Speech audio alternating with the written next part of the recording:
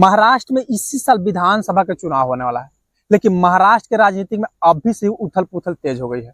महाराष्ट्र में बीजेपी के नेता और पूर्व केंद्रीय मंत्री रहे माधव और एनसीपी शरद गुट में बीजेपी के दामन छोड़कर शामिल हो गए हैं, जिसे लेकर महाराष्ट्र में इस वक्त और ज्यादा हलचल बढ़ गई है। और एक बीजेपी के नेता रमेश बीजेपी के दामन छोड़कर शिवसेना उद्धव गुट में शामिल हो गए हैं।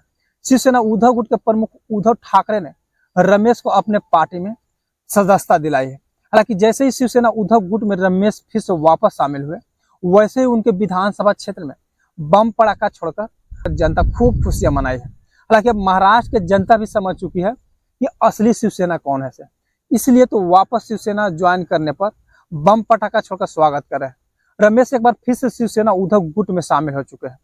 हालांकि शिवसेना प्रमुख उद्धव ठाकरे का कहना है कि हम अपने पार्टी में उन शिवसेना नेताओं को अपने पार्टी में कभी शामिल नहीं करेंगे जो 2 साल पहले शिवसेना से बगावत की है। कि रमेश के बारे में कहा जाता है कि 2018 में शिवसेना छोड़कर बीजेपी के दामन थाम लिए थे, इसलिए उद्धव ठाकरे ने अपने पार्टी में फिर से शामिल की है और फिर से शिवसेना के सदस्यता दिलाई है।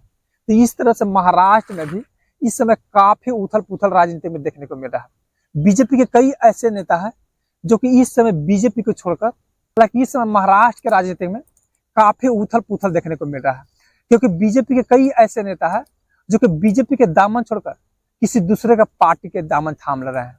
इस समय महाराष्ट्र में बीजेपी को काफी टेंशन बढ़ा हुआ है, क्योंकि इसी साल महाराष्ट्र में विधानसभा का चुनाव होने वाला है और इस तरह से लगातार बीजेपी के दामन छोड़कर कई ऐसे नेता हैं जो कि दूसरे पार्टी में शामिल हुए